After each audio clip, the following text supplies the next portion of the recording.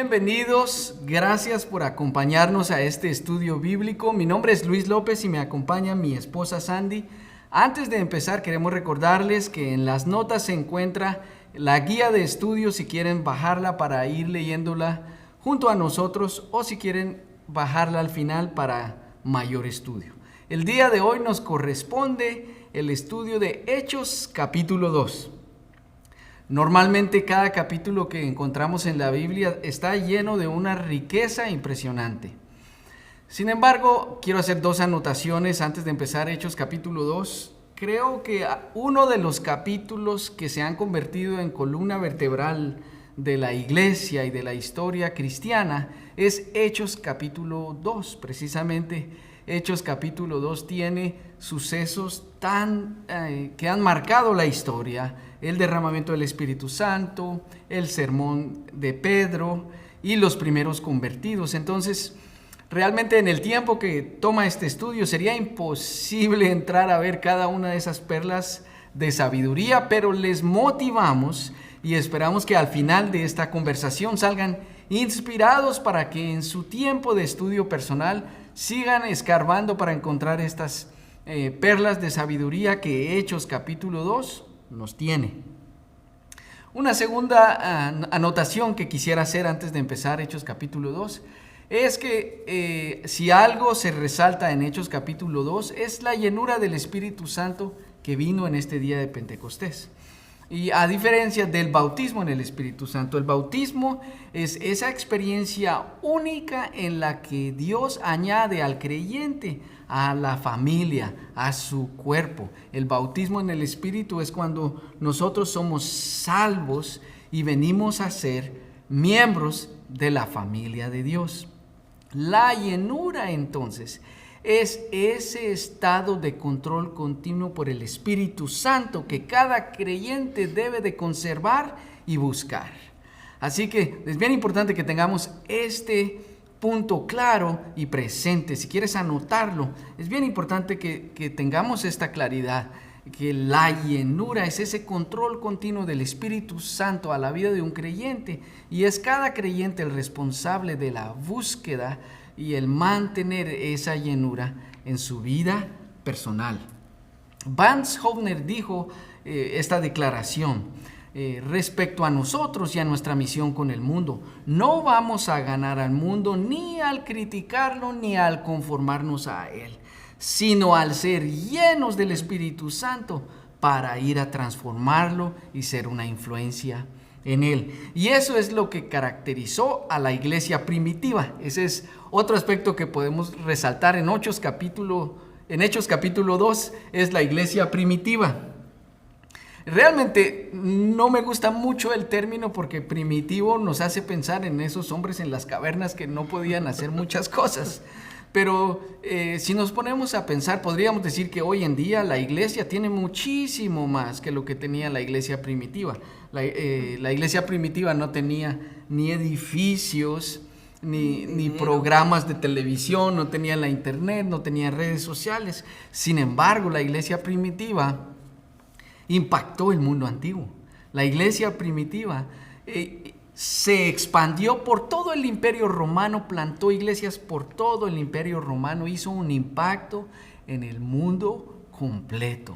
Y algo que me gusta, leí acerca del concepto de primitivo, es que tiene lo esencial, tiene lo elemental. Si bien podemos decir la iglesia primitiva no tenía todo lo que nosotros tenemos hoy en día, la iglesia primitiva tenía lo elemental, tenía lo esencial, y es la llenura del Espíritu Santo. La iglesia primitiva se levantó con ese fuego ardiente que viene de la llenura del Espíritu Santo y propagó el evangelio. De tal manera que eso nos debe servir de estímulo, porque si ahora tenemos edificios y programas de televisión y internet, tenemos todavía y adicional la llenura del Espíritu Santo, ¿cómo no hemos pues de llegar a todos los rincones del mundo y cumplir así la meta y la asignación que nos fue dada por el Espíritu Santo? De tal manera que la iglesia primitiva nos modeló. La iglesia primitiva nos dio el ejemplo de que teniendo lo elemental, lo esencial, que es la llenura del Espíritu Santo y el fuego del Espíritu Santo, Eso es lo que nos va a llevar a lograr cumplir, porque recuérdense que tenemos nosotros una meta. Lo dijo Jesús en Mateo 24, que el evangelio debe ser predicado por todo el mundo y entonces vendrá el fin. Así que nos falta trabajo. Y ya tenemos los medios, ya tenemos los recursos y la manera de hacerlo. ¿Qué hace falta ahora? Hace falta el pueblo cristiano que se levante con la llenura del Espíritu Santo, con ese fuego ardiente, que se levante a ser testigo sin temor a nada. Así que Hechos capítulo 2 lo vamos a dividir en 4 experiencias que tuvo la iglesia. Son 47 versículos, hay mucha riqueza, por eso les digo, les motivamos a que ustedes estudien en casa, pero la primera experiencia de la iglesia es: la iglesia espera al Espíritu Santo. Si ustedes se recuerdan, cuando el Señor Jesús les habló a los discípulos, les dijo: quédense en Jerusalén, no se vayan, hasta que Dios mi Padre haya enviado al Consolador, la promesa. Así que ellos estaban esperando. Recuerden, Pentecostés significa 50. Pentecostés es la fiesta de la cosecha. Así que se celebraba 50 días después de la Pascua. Recordemos que Jesús fue crucificado en la Pascua y cuando resucitó Él estuvo por 40 días con sus discípulos y luego ascendió. 10 días después de la ascensión del Señor Jesús ocurrió Pentecostés. Así que empieza, y déjenme leerles el verso número 1 para empezar a explorar la primera experiencia de la iglesia que esperaba a la promesa. Hechos 2:1 dice: el día de Pentecostés todos los creyentes estaban reunidos en un mismo lugar. Desde ahí ya empieza la riqueza desde el primer verso. Fíjense que lo interesante es que estaban esperando, pero no se fue cada uno a su casa a esperar. No estaban en grupos divididos, sino estaban todos congregados en un mismo lugar. Estaban todos unánimes juntos, dice la versión Reina Valera. Y no es una redundancia, sino es una aclaración, que nosotros podemos estar unidos, pero no estar en la misma mente. Podemos estar en un mismo lugar, pero no estar de acuerdo. Ellos estaban unidos, unánimes, juntos, de acuerdo, en pensamiento, físicamente, ¿no? La famosa frase de cuerpo presente, pero de alma ausente. Ellos no estaban así, ellos estaban unidos. Y me hace recordar que si ustedes ven todo el libro de Hechos, encontramos un ciclo en el que las cosas no pasan por casualidad, y eso es algo que es importante que entendamos. La llenura del Espíritu no pasa por casualidad, es su promesa y es el deseo del Espíritu Santo llenarnos constantemente y dirigirnos constantemente, pero depende de nosotros. Así que el ciclo que yo veo que se repite constantemente en el libro de los Hechos empieza así. Número 1, con el pueblo buscando la unidad, con el pueblo queriendo ser uno, buscando congregarse y fomentando la unidad. Una vez que el pueblo fomentaba la unidad, ocurría lo segundo, y era: adoraban juntos, oraban juntos. Ese es el propósito de congregarnos. El propósito de congregarnos es orar juntos y adorar juntos. Señoras y señores, yo puedo orar y adorar solo en mi tiempo a solas, pero jamás va a ser tan poderoso como cuando lo hacemos como cuerpo de Cristo, juntos en la iglesia. Así que ellos se juntaban, oraban, adoraban, y eso producía lo tercero, que la presencia de Dios llegaba. Dios se hacía presente, lo que producía manifestaciones y milagros. Y al ocurrir esas manifestaciones y milagros, habían convertidos, venía gente y se convertía a Cristo. ¿Y qué pasaba con ese grupo? Se convertía en un grupo que quería congregarse porque tenía sed y hambre de más de Dios. Y así nuevamente empezaba el ciclo. Y luego va a conversarles Andy también. Ese mismo ciclo se empezó a repartir en las casas. Esa sed estaba, ese deseo de congregarse, de orar, de adorar y de ver las manifestaciones del Señor. De tal manera que el discurso que vamos a ver que Pedro dio ahorita a continuación, lo dio a una multitud internacional. Estaban reunidos todos buscando a Dios, pero no eran solo judíos procedentes de Jerusalén, venían de muchas partes. Entonces, aquí empezó entonces la primera experiencia de la iglesia, era la espera a la promesa del Espíritu Santo. Veamos entonces cuál es la segunda experiencia de la iglesia. Bueno, la segunda experiencia de la iglesia es la iglesia adora al Señor. Así que vamos a mirar en Hechos en el versículo 2. Dice, de repente se oyó un ruido desde el cielo parecido al estruendo de un viento fuerte e impetuoso que llenó la casa donde estaban sentados. Luego, algo parecido a unas llamas o lenguas de fuego aparecieron y se posaron sobre cada uno de ellos. Y todos los presentes fueron llenos del Espíritu Santo y comenzaron a hablar en otros idiomas conforme el Espíritu Santo les daba esa capacidad. Más adelantito dice, quedaron allí maravillados y perplejos. ¿Qué querrá decir esto?, se preguntaron unos a otros. Pero otros entre la multitud se burlaban de ellos diciendo, solo están borrachos, eso es todo. Creo que esto es uno de mis capítulos favoritos y creo que definitivamente es uno de los capítulos que identifica a cada uno de los creyentes, porque es el inicio de la iglesia, es el inicio del mover de Dios, es el inicio realmente de la obra misionera y de las puertas abiertas a la evangelización. Queremos entrar en algunos detalles de este suceso importante del Pentecostés, hablando de 4 cosas importantes que sucedieron a través del Espíritu Santo. La primera de ellas es que el Espíritu vino. El Espíritu vino sobre ellos. Dice la Biblia que esta no es la primera manifestación del Espíritu, aunque podamos decir es la primera vez que se menciona el Pentecostés como tal. Este derramamiento del Espíritu sucede desde el Génesis. En el libro de Génesis dice que el Espíritu de Dios se movía con poder sobre las aguas. El Espíritu de Dios ha estado presente siempre. Cuando leemos en el Antiguo Testamento, en el libro de los Jueces, en el libro de Samuel, en toda la trayectoria del caminar de Jesucristo sobre la tierra, el Espíritu Santo es una figura presente desde el principio de la creación. La diferencia poderosa que hay en este momento cuando hablamos en el libro de los Hechos es que ya no solamente el Espíritu iba a estar sobre las personas, sino que realmente el Espíritu venía a habitar dentro de nosotros, dentro de la persona. Es el momento específico en donde nos hemos convertido en la casa, en la morada, en el templo del Espíritu Santo. Y la segunda diferencia es que el Espíritu Santo vino para quedarse. No vino de visita solamente, no vino de paso, no fue un momento en la historia, sino que fue realmente la venida para quedarse, fue permanecer continuamente con el pueblo de Dios.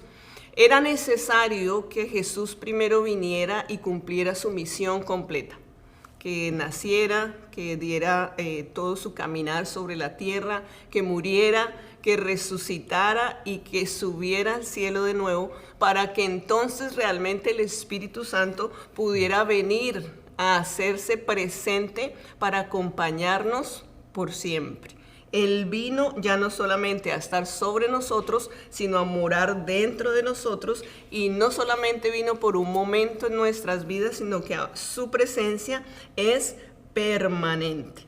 Hay 3 señales asombrosas que acompañan al Espíritu Santo en esta narración que quiero que le tomemos unos minutitos. Uno es que dice que hubo un sonido de un viento recio que soplaba.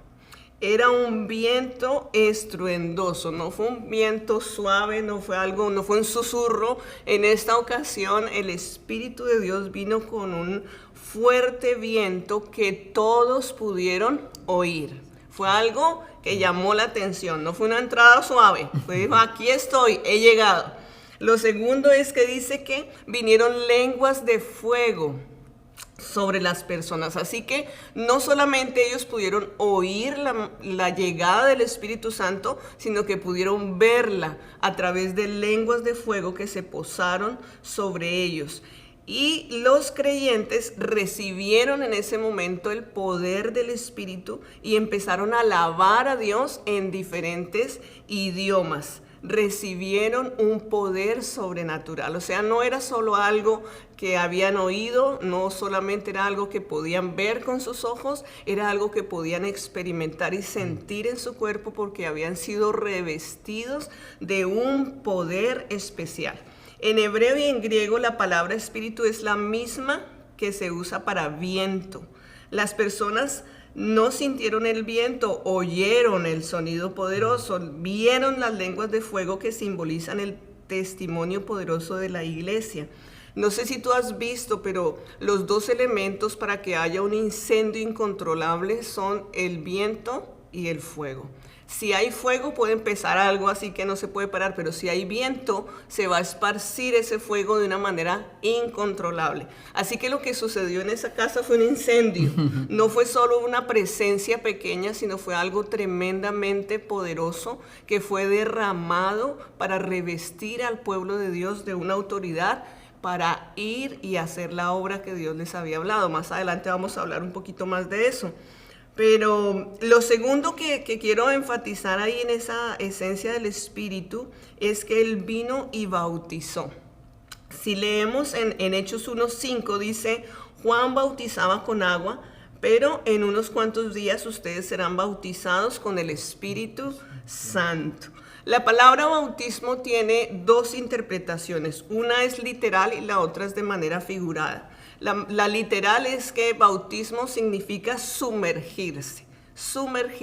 Así que representa ese bautismo en agua cuando hemos decidido sumergirnos en las aguas para testificar a otros de nuestra decisión de fe. Esa es la primera interpretación de bautismo, pero la segunda es figurado y esa me gusta mucho porque dice es ser identificado con. Así que ese bautismo del Espíritu que ya es la llenura, no es el sumergirse en aguas, sino es la llenura, es la manera como somos sellados de una manera de ser identificados con la figura de Cristo. Me encanta porque son dos cosas. Una es para hacer pública nuestra fe a todos, para que todos puedan ver qué es lo que nosotros hemos decidido creer. Para eso damos el paso de obediencia, de bajar a las aguas y sumergirnos diciendo, esa es públicamente mi fe. Pero la otra interpretación de ser identificados con es privada, es personal, no es para la comunidad, es para mí. Es el momento en que yo decido dejar que ese Espíritu de Dios realmente me llene, me gobierne, dirija mi vida. Y entonces ahí en ese momento en que yo le he permitido al Espíritu Santo que tome el control de mi ser completo, entonces yo estoy totalmente identificado con la figura de Cristo. Eso me encanta, me parece hermoso. Luego, Sandy, perdóname que te interrumpa, pero leí también, recuérdate que Juan el Bautista decía, yo los bautizo en agua, pero el que viene detrás de mí los va a bautizar con Espíritu Santo y fuego. Entonces también leí que en este pasaje se cumple esa profecía que hizo a Juan el Bautista, que yo los bautizo nomás con agua, nomás la primera parte, el primer significado del bautismo. Pero ya a raíz de lo que hizo Cristo, dio lugar a ese segundo bautismo y el cumplimiento de esa promesa, que era Cristo el que iba a bautizar con Espíritu Santo y fuego. Así es. La tercera cosa que es importante resaltar es el Espíritu Santo llenó. Dice en el versículo 4, y todos los presentes, todos los presentes fueron llenos del Espíritu Santo. Y esa llenura del Espíritu Santo era la vestidura para recibir el poder para dos cosas: dar testimonio y servir. ¿Escuchaste eso? Dar testimonio y servir. La llenura del Espíritu no es solamente para sentir qué felicidad, estoy lleno del Espíritu Santo y siento un gran gozo en mi corazón, sino que realmente el fruto de esa llenura debe ser un testimonio continuo y una actitud de servicio continua. Quiero que leamos en Hechos 1:8, dice, pero recibirán poder cuando el Espíritu Santo descienda sobre ustedes y serán mis testigos y le hablarán a la gente acerca de mí en todas partes, en Jerusalén, por toda Judea, en Samaria y hasta los lugares más lejanos de la tierra. Mira lo que dice ahí, recibirás el poder del Espíritu Santo para que seas testigo. O sea, tú vas a representar, vas a dar testimonio de quién es Cristo. Y luego dice, y hablarás a la gente acerca de todo, en todo lugar en donde estés. Así que me encanta porque es romper totalmente de repente paradigmas en nuestra mente. No se trata de que yo reciba un poder solo cuando yo estoy con los cristianos dentro de la iglesia, sino que el Señor está diciendo, tú vas a ser revestido de un poder y vas a ser testigo por donde sea que tú vayas, tienes que dar un testimonio de mí y se tiene que activar en ti el poder de hablar a otros por donde sea que estés, de lo que Dios ha hecho y tiene planeado para la humanidad. Así que me encanta. Luego cuando leemos en Efesios 5:18, dice, no se emborrachen con vino, porque esto les arruinará la vida. En cambio, sean llenos del Espíritu Santo. Mira que aquí nos están dando una orden, no es una sugerencia. No dice, bueno, si quieres, sé lleno del Espíritu, o cuando tengas buen ánimo y todo esté bien, sé lleno del Espíritu, sino que es una orden, dice, sé lleno del Espíritu Santo. Es interesante porque en ese momento, en el Pentecostés, mucha de la gente que estaba ahí, como hubo un gran estruendo, un gran fuego, y la gente estaba adorando, yo me imagino que todos vinieron con diferentes motivaciones. Habrá habido gente que vino realmente por el solo deseo de chismosear, por el solo deseo de mirar qué estaba pasando y ver simplemente, pero no tenían ningún interés genuino de entender qué sucedía. También pienso que había gente que vino con un entendimiento, realmente con un propósito. Pero lo importante aquí es que la gente que no entendía lo que estaba sucediendo o que habían venido solamente a chismosear, pensaron que estaban borrachos. No dicen, ellos solamente están borrachos, eso es lo que ha sucedido. Pero Pablo hace la aclaración porque cuando una persona está embriagada en vino, generalmente pierde el control de sí mismo y termina realmente avergonzado.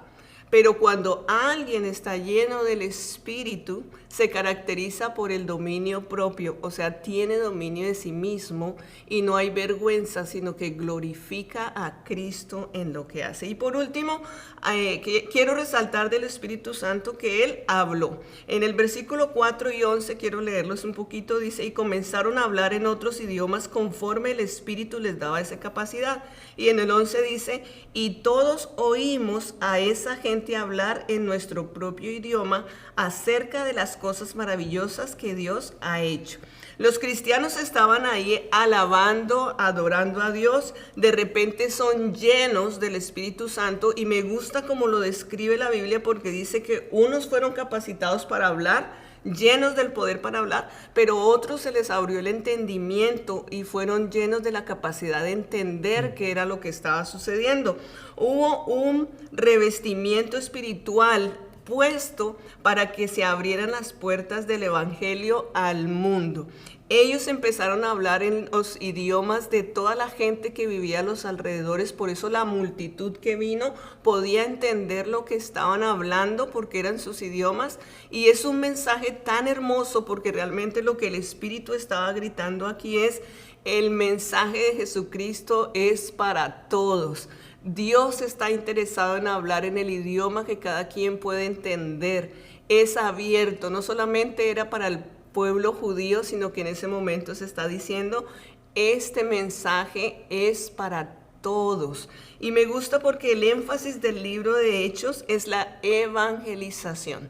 Así que en la medida que yo estoy cercano a Cristo, en la medida que yo estoy lleno de su Espíritu Santo, debe haber en mí un deseo genuino por las misiones. Debe haber en mi corazón un interés por ir y llevar el evangelio a otras personas. Ese es el mensaje central del libro de Hechos. Y aunque la gente estuvo por algún momento confundida y tal vez preguntándose qué estaban haciendo, me encanta que dice que todos estaban maravillados con lo que estaba sucediendo. Qué interesante, Sandy. Me gusta, me anima y me emociona eso, porque algo pasa en nuestra vida cuando tenemos la llenura del Espíritu Santo. No es que simplemente nos llenamos y es para nosotros y nosotros nos quedamos satisfechos y felices. No es para eso. La llenura debe producir algo en nosotros. Debe de empujarnos a testificar. Y precisamente esa es la tercera experiencia de la iglesia. La primera dijimos que la iglesia espera la promesa. Segundo, la iglesia adora. Y esta tercero es, la iglesia testifica a los perdidos. Y es cuando sucede este derramamiento que Pedro se levanta. Recuerden Pedro. Pedro acababa de salir de la restauración porque había negado a Jesús 3 veces. Quizás lo menos que quería era hablarle a un público. ¿Por qué? Porque quizás en medio de ese mismo público estaban las mismas personas a las que él le dijo que no conocía a Jesús. De manera que cuando él se paró, no se paró en sus fuerzas, se paró en la llenura, la valentía y el impulso que viene del Espíritu Santo. Acompáñenme al verso 14, dice así: entonces Pedro dio un paso adelante junto con los otros 11 apóstoles y gritó a la multitud: escuchen con atención todos ustedes, compatriotas judíos y residentes de Jerusalén, no se equivoquen. Déjenme decirle, el sermón de Pedro es impactante, es rico en muchas enseñanzas, pero lo voy a dividir en 3 partes. Pedro dijo lo que sucedió, cómo sucedió y por qué sucedió. Así que primeramente él se levantó y les explicó lo que sucedió. Primeramente les dijo: estos que están viendo acá no están borrachos, señores, se equivocan, no se confundan. En la tradición judía, nadie bebía antes de las 9 de la mañana en un día sábado, en un día sagrado. Es más, en la cultura solo se consumía vino para las comidas. Entonces, Pedro le dice: no, de ninguna manera, ellos no están borrachos. Lo que están ustedes viendo aquí es lo que dijo el profeta Joel en el libro de Joel 2:28. Y esa promesa a mí me emociona porque dice: en los postreros días, dice el Señor, derramaré de mi espíritu sobre toda carne. Escúchame con atención, el derramamiento del espíritu es para toda carne. Carne grande, carne mediana y carne pequeña. La meta del Espíritu Santo es llenar a todos los creyentes y a todas las personas que creen en su nombre. Y de esta manera empieza. Dice: sus hijos y sus hijas profetizarán.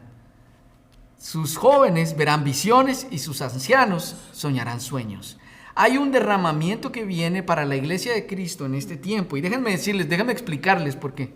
Joel 2:28 se refiere específicamente a un cumplimiento de algo que va a suceder en la nación de Israel en el tiempo antes que venga Cristo. Pedro, de tal manera que no estaba diciendo que ya se estaba cumpliendo esa profecía. Pedro lo que estaba diciendo es: este es el mismo espíritu que Joel describió, ya está aquí, ya está presente y ya está activo. Lo que está pasando aquí es que ahora que Cristo ha resucitado, ya está la promesa aquí con nosotros que nos va a ayudar a propagar el mensaje por todo el mundo.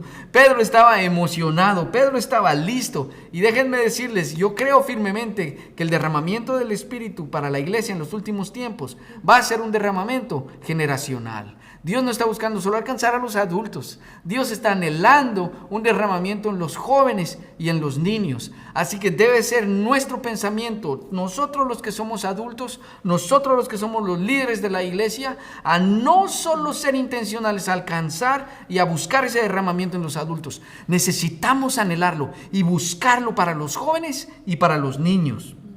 Pedro dijo entonces lo que sucedió. Ahora en el versículo 22 explicó cómo sucedió. Les dijo, si me acompañan al verso 23, dice: pero Dios sabía lo que iba a suceder y su plan predeterminado se llevó a cabo cuando Jesús fue traicionado. Con la ayuda de gentiles sin ley, ustedes lo clavaron en la cruz y lo mataron. Pero Dios lo liberó de los terrores de la muerte y lo volvió a la vida, pues la muerte no pudo retenerlo bajo su dominio. ¡Qué poderoso mensaje! Pedro estaba logrando una cumbre en el desarrollo de su liderazgo. Estaba saliendo de todo su potencial y definiendo ese líder, ese testigo que iba a testificar con una claridad y con una potencia que definitivamente venía del Espíritu Santo. Pedro, en pocas palabras, resumió lo que con mucha razón tal vez muchos alrededor habían oído o habían presenciado, pero como en esta fiesta vino gente de muchas partes del mundo, Pedro muy brevemente les dijo: Cristo vino, dejó su posición de Dios, se hizo hombre, vivió perfecto entre nosotros, nunca pecó y aún así murió para restaurar nuestra relación con el Padre, para darnos la salvación a nuestros pecados y justificarnos. Y Pedro explicó entonces que fue a través del sacrificio de Jesús, de la vida de Jesús. Ahora bien, para toda la cultura judía era muy importante cuando se hablaba acerca de las profecías del Antiguo Testamento o se citaba algún fragmento literal, de manera que Pedro, sabiendo esto, él citó de textos originales de David, el Salmo 16 y el Salmo 101, y quiero leérselos, está en el verso 34, dice así: Pues David nunca ascendió al cielo, sin embargo dijo: El Señor dijo a mi Señor, siéntate en el lugar de honor a mi derecha, hasta que humille a tus enemigos y los ponga por debajo de tus pies. Ahora bien, déjenme explicarles algo, porque cuando Pedro habló de esta manera delante de todos, Pedro estaba diciendo: el Jesús, el Cristo que ustedes crucificaron. Pedro no estaba predicando con miedo, no le estaba pidiendo disculpas a nadie. Y déjenme decirle que el término mártir en el original viene del griego martis, que significa estar dispuesto a morir por el mensaje. Cuando Pedro habló y cuando los apóstoles y todo lo que se registra en el libro de Hechos, esta gente se levantó sin temor a dar su vida por el mensaje. Y por último, Pedro les explicó por qué sucedió. Si me pueden acompañar al verso 36, dice así: Por lo tanto, que todos en Israel sepan sin lugar a duda que a este Jesús, a quien ustedes crucificaron, Dios lo ha hecho tanto Señor como Mesías. Las palabras de Pedro traspasaron el corazón de ellos, quienes le dijeron a los apóstoles: Hermanos, ¿qué debemos hacer? Pedro contestó: Cada uno de ustedes debe arrepentirse de sus pecados y volverse a Dios y ser bautizados en el nombre de Jesucristo para perdón de sus pecados, y entonces recibirán el regalo del Espíritu Santo. Esta promesa es para ustedes, para sus hijos y para los que están lejos, es decir, para todos los que han sido llamados por el Señor nuestro Dios. Qué tremendo, porque el resultado de ese mensaje con tanta autoridad de Pedro, lo que provocó fue que la gente fuera conmovida. La gente se encontró con las promesas, la palabra, lo que habían hecho ellos realmente, y dijeron: ¿qué tenemos que hacer? Reconocieron que estaban mal, que necesitaban la ayuda, que Pedro tenía razón. Y Pedro le dijo dos cosas muy sencillas. Les dijo: arrepiéntanse y bautícense. Qué tremendo. Hay mucho para hablar realmente, pero arrepentirse tiene dos significados. Es cambiar de dirección, pero también cambiar de mente. Pedro le estaba diciendo: necesitan arrepentirse, cambiar su manera de vivir, pero también cambiar su manera de pensar. Y bautícense, que es, como ya explicó Sandy, es esa demostración pública. Debo de terminar con esta experiencia y solo les dejo esto: es la llenura del Espíritu Santo. Nos da la habilidad de ser testigos. Lo que pasa es que muchas veces tenemos miedo de ser testigos. Yo quiero motivarte, porque si tú tienes esa llenura y estás dispuesto, el solo hecho de estar dispuesto en tu mente, dispuesto en tu corazón, estar diciendo: Señor, ayúdame a ser testigo, el mismo Espíritu Santo va a propiciar momentos en los que tú puedas ser testigo y te vas a sorprender. Así que te animo a que te levantes como un testigo fiel. Y bueno, llegamos a la cuarta experiencia, a la tercera experiencia que tuvo la iglesia. No, la cuarta. Sí, cuarta. Bueno, la cuarta experiencia es: la iglesia anda en el Espíritu. Cuando decimos andar, implica movimiento, así que quiero imaginarme la iglesia en movimiento. Y quiero leerles un par de versículos, del 42 al 47, porque es que lo describe tan claro que casi que ni fuese necesario dar una explicación de esto, pero leámoslo. Dice, todos los creyentes se dedicaban a las enseñanzas de los apóstoles, a la comunión fraternal, a participar juntos en las comidas, entre ellas la cena del Señor, a la oración. Un profundo temor reverente vino sobre todos ellos y los apóstoles realizaban muchas señales milagrosas y maravillas. Todos los creyentes se reunían en un mismo lugar y compartían todo lo que tenían, vendían sus propiedades y posesiones y compartían el dinero con aquellos en necesidad. Adoraban juntos en el templo cada día, se reunían en casas para la cena del Señor y compartían sus comidas con gran gozo y generosidad. Todo el tiempo alabando a Dios y disfrutando de la buena voluntad de toda la gente, y cada día el Señor agregaba a esta comunidad los que iban siendo salvos. Yo no sé si le prestaste atención a todo esto que acabo de leer, pero hay 15 cosas escritas ahí que hacía la iglesia en movimiento. 15 cosas que debemos continuamente mirar y evaluar si están activas y en movimiento en nuestra vida. Los creyentes, y me gusta esto, es que los creyentes continuaron cumpliendo con sus obligaciones del templo, pero no se quedaron ahí. Lo que me impacta es que ellos se reunían en las casas varias veces, continuamente estaban reuniéndose y haciendo todo lo que acabamos de leer. Todos estos convertidos que llegaron después de las palabras de Pedro iban a necesitar instrucción de la palabra y comunión con un pueblo cristiano. Había que invertir tiempo, así que me llama la atención porque la iglesia primitiva no solo se dedicó a ganar convertidos.